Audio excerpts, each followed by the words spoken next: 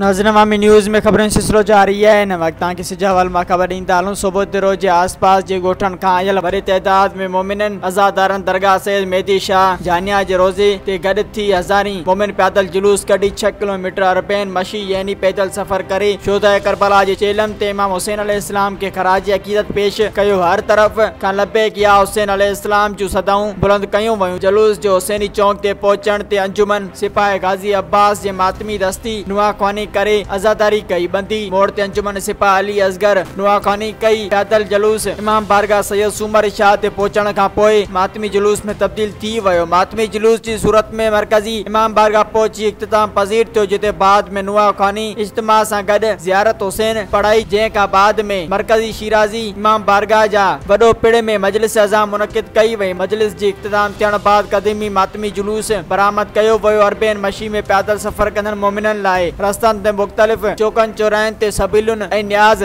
लंगर जो बंदोबस्त कया वया। मज़ीद खबरों और तफसीलात के लिए विजिट करें हमारी वेबसाइट www.awamiNewsHD.com।